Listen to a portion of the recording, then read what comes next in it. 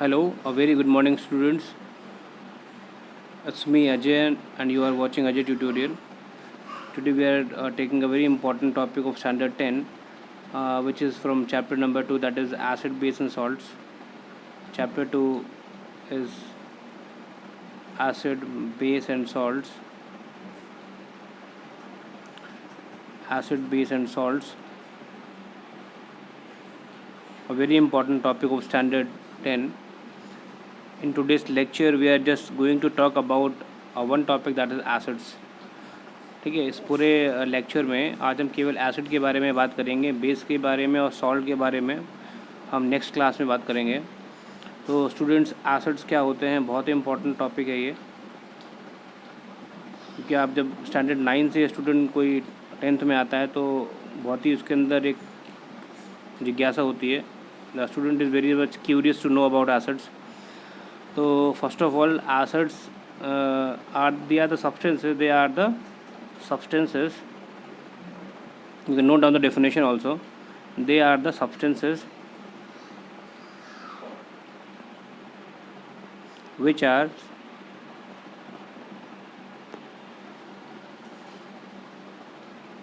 sour in taste. Okay, which are sour in taste. ठीक है, जो जिनका टेस्ट होता है वो खट्टा होता है। ठीक है, they are sour in taste. Okay, then the main definition is, which you all should write, that when acids are dissolved in water, when acids are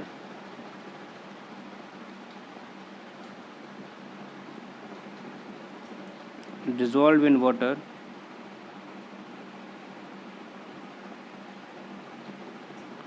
when acids are dissolved in water,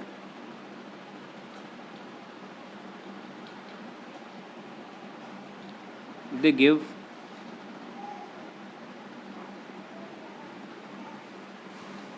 large number of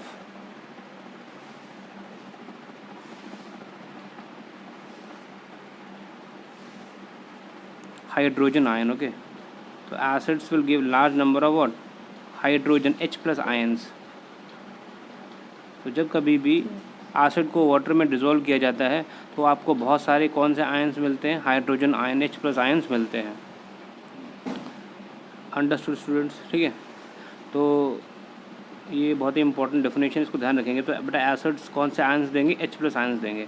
एक पहले तो example हम ले लेते हैं, एक जैसे हमारे पास में HCl हाइड्रोक्लोरिक एसिड है, और जब ये आयनाइज होता है तो ये आपको देगा, this give you H plus plus Cl negative. This is hydrogen ion, this is chloride anion. Okay, this is cation, this is anion. लेकिन जब हम, ये तो हो गया इसकी रिएक्शन एक हाइड्रोक्लोरिक एसिड की। उसके बाद में अगर हम इसको वाटर में डिज़ोल्व करते हैं, सपोज हमारे पास में HCl है और ये हमने वाटर यहाँ पर यूज़ किया हुआ है, तो ये यहाँ से बन जाएगा H3O+, this is H3O+ and then Cl negative. अब यहाँ पर जो H3O+ है, इसको हम लोग कहते हैं hydronium ion. This is hydronium ion. Okay, this is hydronium ion.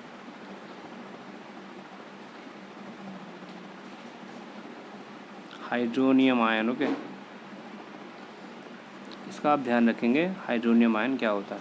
ठीक है, और जितने भी एसिड्स होते हैं उन सभी में H प्लस आयन तो कॉमन होता है। जो भी एसिड्स होंगे वो आपको H प्लस आयन्स देंगे। एक और एग्जांपल ले लेते हैं यहाँ पर, जैसे सबसे पहले तो सबसे सिंपल से ही एग्जांपल स्टार्ट करते हैं। H2SO4 है, जैसे ये इट्स नोन एज तो सल्फ्यूरिक एसिड है। यहाँ पर स्टूडेंट्स कितने हाइड्रोजन है? 2 हाइड्रोजन है, तो it will give you twice of H plus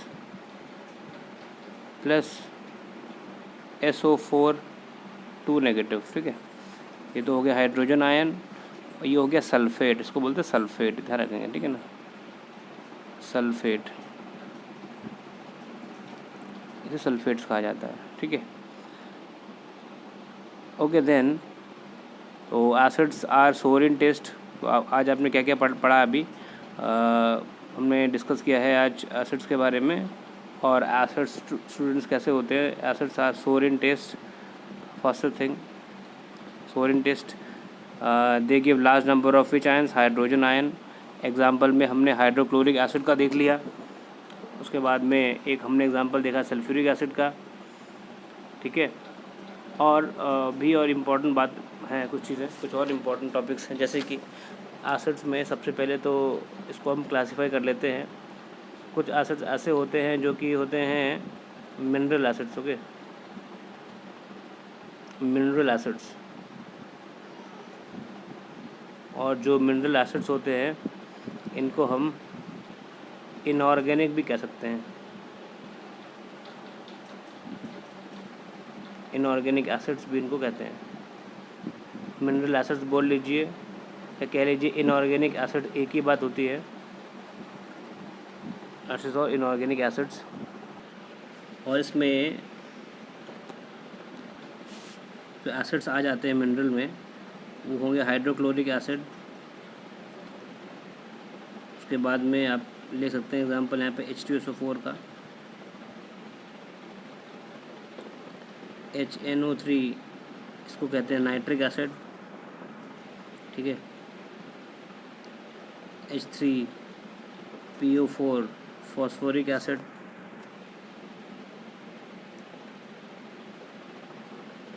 H2CO3 carbonic acid. ये सारे मिनरल एसिड्स होते हैं। मिनरल एसिड का मतलब होता है ऐसे जो मिनरल जो हमें अर्थ क्रस्ट से मिलते हैं, जो हमें अर्थ से मिलते हैं और उनसे हम एसिड्स बनाते हैं उन चीज़ों से, तो उन्हें मिनरल एसिड्स कहा जाता है। ये सारे मिनरल एसिड हैं। मतलब ये दिस इज़ हाइड्रोक्लोरिक एसिड, नाम इनका सुन लो क्या है, this is hydrochloric acid, this is sulphuric acid, H2SO4 sulphuric acid, this is nitric acid, this is nitric acid, okay. क्या बोलते हैं इसको? This is nitric acid, note कर लेंगे इसको, this is nitric acid, this is phosphoric acid, this is phosphoric acid, this is carbonic acid, ठीक है। इसके बाद में ये जो मिनरल एसिड्स होते हैं इसमें से these are strong acids, okay. ये सारे के सारे स्ट्रॉन्ग एसिड होते हैं, strong acids, okay, they are strong acids, okay. Strong acid का मतलब हो गया ये लोग बहुत सारे आयंस प्रोड्यूस करते हैं और काफ़ी हार्मफुल होते हैं। अगर इनमें अगर हम इनको वाटर ना मिलाएं, इनको डाइल्यूट ना करें, तो ये काफ़ी ज़्यादा मतलब कोरिजिव भी होते हैं और हार्मफुल, ये हमारी स्किन को जला भी सकते हैं। Strong acids, okay. तो सल्फ्यूरिक एसिड भी एक स्ट्रॉन्ग एसिड है, ये भी एक स्ट्रॉन्ग एसिड है, HNO3 भी स्ट्रॉन्ग एसिड है, फॉस्फोरिक एसिड भी स्ट्रॉन्ग एसिड है। एक इम्पॉर्टेंट क्वेश्चन ध्यान रखेंगे इसका कार्बोनिक एसिड के बारे में। कार्बोनिक एसिड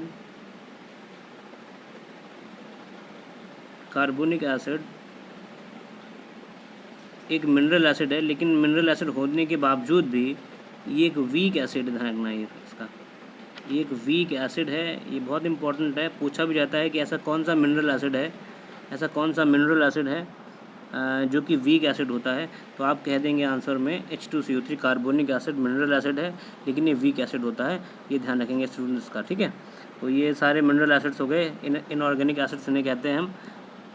इसके बाद में और हम ऑर्गेनिक के बारे में पढ़ेंगे, ऑर्गेनिक एसिड्स क्या होते हैं। तो students now it's time to study about organic acids. Organic acids actually वो होते हैं जो हमें प्लांट से या एनिमल से मिलते हैं, जो किसी प्लांट में या एनिमल प्रोडक्ट्स में होते हैं, तो उन्हें ऑर्गेनिक एसिड्स कहा जाता है।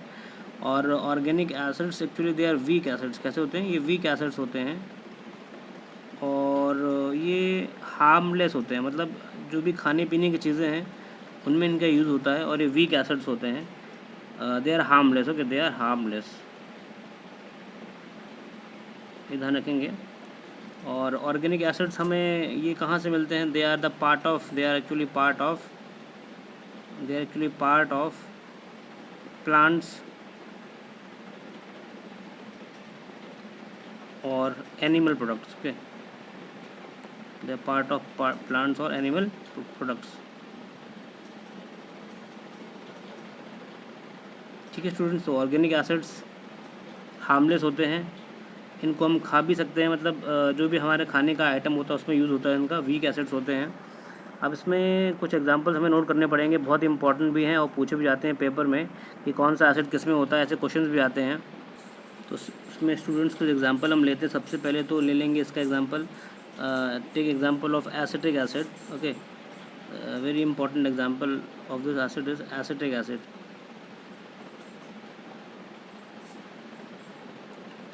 Acetic acid, then you can write example of citric acid also.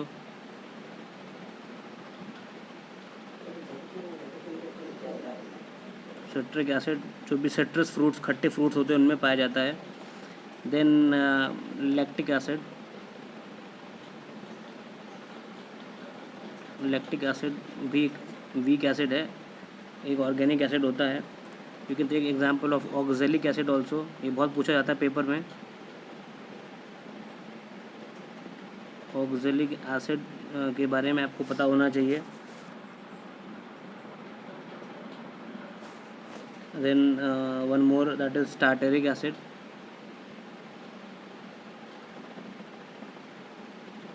Tartaric acids,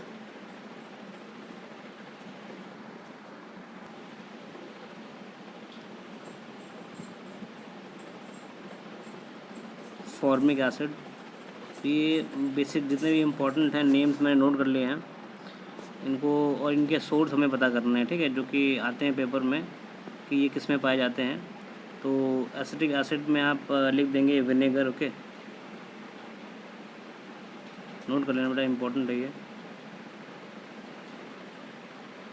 vinegar, जिसको हम छिड़का भी कहते हैं, जो हम पिकल्स में, अचार में यूज़ करते हैं। ये सिट्रस फ्रूट्स में, ये आपका जो भी खट्टे फ्रूट्स होते हैं जैसे ऑरेंज हो गया, ऑरेंज में हो गया या लेमन में हो गया, ठीक है, ऑरेंज में लिख सकते हैं, लेमन में लिख सकते हैं,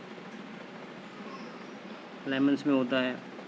लैक्टिक एसिड ये आपको कर्ड में मिल जाएगा, ठीक है, दही में, कर्ड में होता है। ऑक्जेलिक एसिड में आप भी एग्जांपल नोट कर सकते हैं, इम्पॉर्टेंट है ये। टोमेटो नोट कर लेंगे इसका, ठीक है, तो कर लीजिए। टार्टरिक में ये जो है इमली वगैरह में पाया जाता है टार्टरिक एसिड, ठीक है। टैमरिन नोट कर लीजिए आप, टैमरिन में।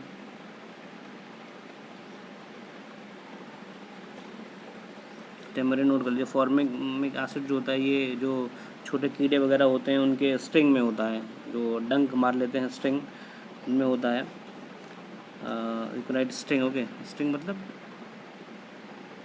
जानते हैं कि जो चींटी वगैरह काट लेती है तो उनमें होता है ये स्टिंग। तो these are the type of means your organic acids, harmless होते हैं, खा सकते हैं। एडिबल पार्ट्स, एडिबल जो फ्रूट्स होते हैं या कोई भी चीज़ होता है उनमें प्रेजेंट होते हैं। और इनके टाइप्स दिए हुए हैं, ये इनके सोर्स ये पक्का याद कर लीजिए आप, ये बहुत इंपॉर्टेंट, इनके sources, these are very important. Types और सोर्सेज भी इंपॉर्टेंट है, ठीक है स्टूडेंट्स। और then you should also know that what are concentrate acid. Okay,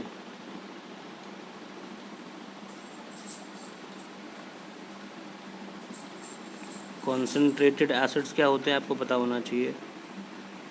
तो एसिड्स जिसमें वाटर बहुत कम होता है, ठीक है, तो शॉर्ट में लिख दे रहा हूँ। इसका मतलब होता है that less water. Okay, less water, और you can say more acid, more acid. Okay, जब एसिड का अमाउंट ज़्यादा होता है, वाटर कम होता है, तो उसे कहते हैं कॉन्सेंट्रेट एसिड। लेकिन अगर ऐसा हो जाए कि अगर पूछे व्हाट इज़ डाइल्यूट एसिड, ठीक है, तो डाइल्यूट एसिड्स में इसमें मोर वाटर। ओके, इसमें जो वाटर होता है वो ज़्यादा अमाउंट में होता है, मोर वाटर, या और यू कैन से less acidic part. Okay, less acid. तो केमिस्ट्री लैब में जो हम एसिड्स जनरली यूज़ करते हैं, ज़्यादातर जो बच्चे यूज़ करते हैं वो डाइल्यूट एसिड होते हैं, उनमें पानी ज़्यादा मिला होता है, वाटर ज़्यादा होता है उसमें, ताकि वो नुकसान ना करें, हार्मलेस थोड़ा रहते हैं। डाइल्यूट एसिड्स मतलब मोर वाटर, यू कैन से लेस एसिड। ओके, एक बहुत ही इंपॉर्टेंट पॉइंट और है, जो क्वेश्चन भी पूछा जाता है एग्ज़ाम में, कि दैट जब हम डाइल्यूशन करते हैं, डाइल्यूशन जब करते हैं, during dilution, during dilution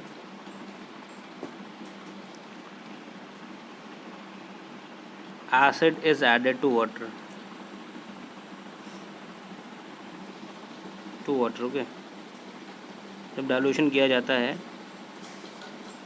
acid is added to water, ठीक है। क्वेश्चन मार्क है क्यों?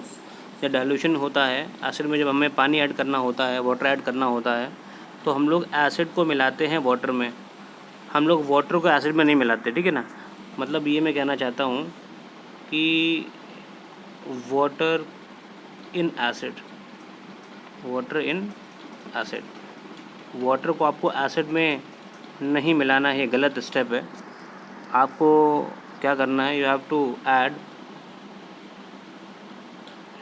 एसिड इन वाटर, आपको एसिड को मिलाना होता है वाटर में, और ये सही स्टेप होता है। ध्यान रखना, ये यही क्वेश्चन है कि क्यों ऐसा करते हैं। एक्चुअली जब आप एसिड को ऐड करते हैं वाटर में, तो ये एक तरह की एक्सोथर्मिक रिएक्शन होती है स्टूडेंट्स, ठीक है। तो एक्चुअली स्टूडेंट्स डाइल्यूशन जो होता है,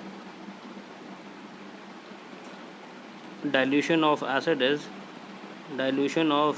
एसिड इज एक्सोथर्मिक प्रोसेस। कैसा प्रोसेस है?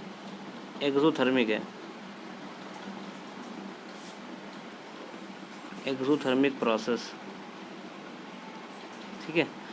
ऐसे प्रोसेस जिसमें हीट एनर्जी प्रोड्यूस होती है। जब आप एसिड को मिलाते हैं वाटर में या वाटर मिलाते हैं एसिड में, तो बहुत ज़्यादा हीट एनर्जी प्रोड्यूस होती है, ठीक है। और सभी को मालूम है कि जो वाटर है ये सॉल्वेंट होता है, वाटर एक सॉल्वेंट भी है और एक यूनिवर्सल सॉल्वेंट भी है, साथ ही साथ एक कूलेंट भी है। क्या है?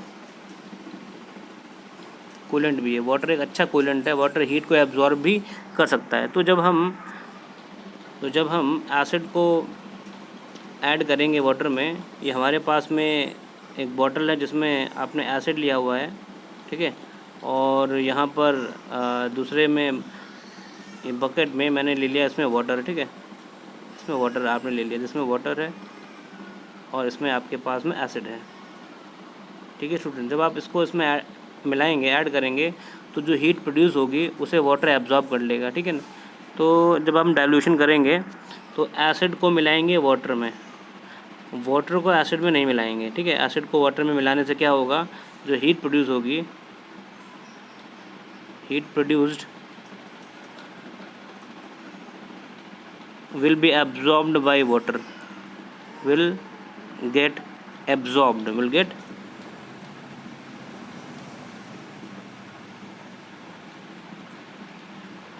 by water, okay. ये मेन रीज़न है कि जो हीट प्रोड्यूस होती है उसे वाटर एब्जॉर्ब कर लेता है, क्योंकि वाटर एक कूलेंट भी होता है। ध्यान रखेंगे इस चीज़ का, ठीक है स्टूडेंट्स। और उसके बाद में कुछ और प्रॉपर्टीज़ हैं एसिड्स की। जैसे कि आपको पता है कि जो एसिड्स होते हैं ये ब्लू लिटमस को रेड में कन्वर्ट कर देते हैं। Acids turn blue litmus to red, blue litmus to red. इसके बारे में मैंने टॉपिक एक बनाया है, इंडिकेटर्स में देख लीजिए आप, टू रेड, ओके। तो एसिड जो होते हैं वो ब्लू लिटमस को रेड में कन्वर्ट कर देते हैं, ब्लू टू रेड। लिटमस, जो ब्लू लिटमस है वो रेड में कन्वर्ट हो जाता है। और बहुत ही इंपॉर्टेंट कुछ और प्रॉपर्टीज़ हैं दैट, जो एसिड्स होते हैं they are used as electrolyte, okay. Acids जो होते हैं, acids are used as electrolyte, okay. Acids are used as electrolytes.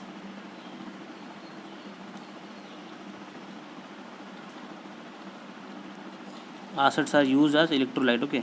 Now what are electrolytes? This is ELECT है वो, ठीक है बेटा, ROLYT। What are electrolytes? अब ये electrolytes क्या होते हैं? तो electrolytes are actually they are the chemicals, और you can say a solution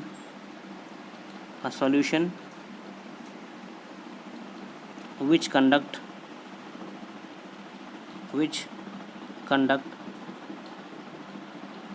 electricity, okay।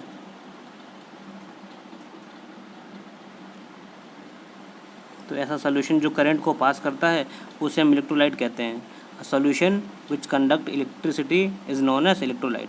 तो एसिड्स बढ़िया इलेक्ट्रोलाइट्स होते हैं, ये इनका जो सोल्यूशन होता है वाटर के साथ में, तो ये करंट को पास करता है। तो एसिड्स एक बढ़िया इलेक्ट्रोलाइट्स का काम भी करते हैं।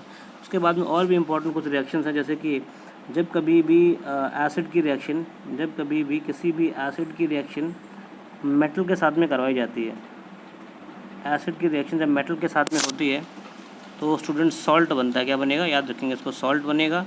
और कौन सी गैस इवॉल्व होती है, हाइड्रोजन गैस इवॉल्व होती है, ध्यान रखेंगे इस चीज़ का। तो जैसे हमने यहाँ पर हाइड्रोक्लोरिक एसिड लिया हुआ है और यहाँ पर मैंने मेटल में जिंक लिया हुआ है, तो आगे बन जाएगा यहाँ पे जो सॉल्ट बनेगा वो कौन सा बनेगा, ये डिपेंड करता है एसिड के ऊपर। अगर मैंने हाइड्रोक्लोरिक लिया हुआ है तो सॉल्ट यहाँ बनेगा क्लोराइड, क्या बनेगा, ZnCl2 बन जाएगा, ZnCl2 जिंक क्लोराइड बनेगा और हाइड्रोजन गैस इवॉल्व होगी। अगर सपोज मैं यहाँ पर लेता H2SO4 ले लेता, H2SO4 लेता और मेटल हमारा जिंक ही रहता, तो यहाँ पर कौन सा बनेगा, यहाँ बनेगा सल्फेट, ठीक है। HCl वाले केस में क्या बना था, क्लोराइड बना था। सल्फ्यूरिक वाले केस में क्या बनेगा, सल्फेट। यहाँ पीछे SO4 लगा हुआ है तो सॉल्ट में क्या आएगा, ZnSO4, ध्यान रखेंगे। और हाइड्रोजन गैस तो इसमें भी इवॉल्व होगी। तो जब कभी भी किसी भी मेटल की रिएक्शन आप एसिड के साथ में करवाएंगे तो सॉल्ट बनेगा। और सॉल्ट कौन सा बनेगा, सॉल्ट क्लोराइड बनेगा या सल्फेट बनेगा या कैसा बनेगा, ये डिपेंड करता है एसिड के ऊपर, आपने एसिड कौन सा लिया हुआ है, ठीक है स्टूडेंट्स। तो इन पॉइंट्स को आप नोट करते रहिए, ये भी इम्पोर्टेंट पॉइंट है, इसको आप नोट करें, ठीक है, ये भी इम्पोर्टेंट पॉइंट है। उसके बाद में अगर एसिड्स की रिएक्शन हम मेटल कार्बोनेट से करवाएंगे तो क्या होगा, ठीक है। एसिड्स की रिएक्शन अगर मेटल कार्बोनेट से करवाएंगे, एसिड्स प्लस मेटल कार्बोनेट्स,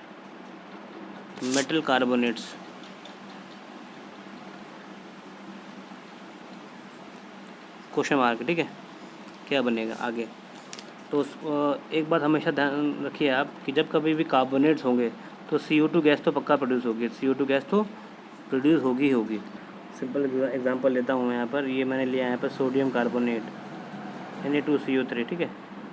ये एक मेटल कार्बोनेट है, मेटल, ये रहा सोडियम, ये रहा carbonate, metal carbonate plus acid में चलो HCl ही ले लेते हैं यहाँ पर, ठीक है। तो ये रहा आपका मेटल और ये एसिड में Cl ये रहा। तो सॉल्ट कौन सा बनेगा, क्लोराइड बनेगा। तो सॉल्ट बनेगा NaCl प्लस CO2 गैस तो पक्का बनेगी, ध्यान रखेंगे हमेशा इसके साथ में, और H2O और बनेगा, H2O और बनेगा। तो मेन जो पार्ट है दैट इज़ CO2। तो चाहे तो मेटल कार्बोनेट हो और चाहे मेटल हाइड्रोजन कार्बोनेट हो, ठीक है।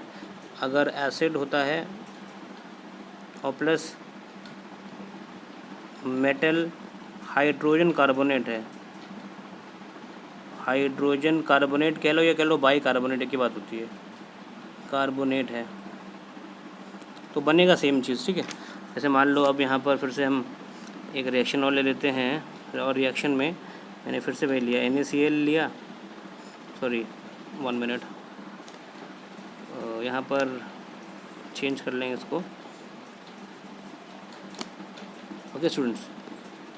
तो यहाँ पर इस पर मैंने लिया हुआ है NaHCO3, ठीक है, इसे कहते हैं मेटल हाइड्रोजन कार्बोनेट, और यहाँ पे लिया हुआ है मैंने एसिड, फिर से HCl। तो सॉल्ट कौन सा बनने वाला है, सॉल्ट बनेगा सेम वही, सॉल्ट बनेगा NaCl, सॉल्ट बन जाएगा NaCl, ओके।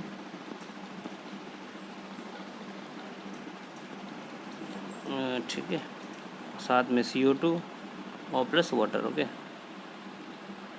तो दोनों रिएक्शन सेम है, ठीक है। क्लोराइड सॉल्ट बनेगा क्लोराइड क्योंकि यहाँ पे HCl लिया हुआ है, और CO2 तो बनेगा श्योर है क्योंकि हमने यहाँ पे कार्बोनेट यूज़ हुआ है, this is by carbonate, this is carbonate. इस वाले केस में CO2 तो पक्का है, ये बहुत इंपॉर्टेंट है, ठीक है ना। और ये जो CO2 जो बनता है इसको हम पास करेंगे लाइम वाटर में, किस में पास करेंगे, इसको लाइम वाटर में जब पास करते हैं, वाटर में पास करेंगे, लाइम वाटर का मतलब हो गया CaOH2, ठीक है, CaOH2। तो लाइम वाटर मिल्की हो जाता है, लाइम वाटर मिल्की हो जाता है, ध्यान रखेंगे इसको, ठीक है ना।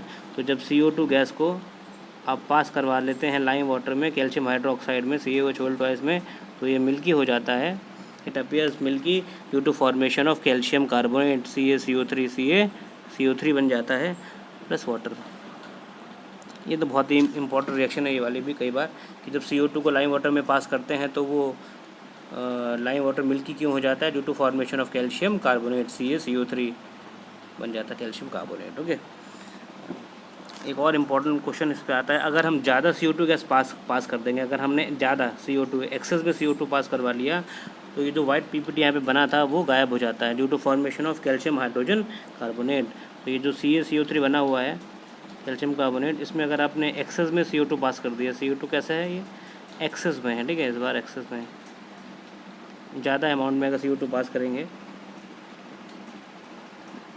तो आगे एक केमिकल बनता है जिसको हम कहते हैं calcium hydrogen carbonate, calcium hydrogen carbonate, ठीक है।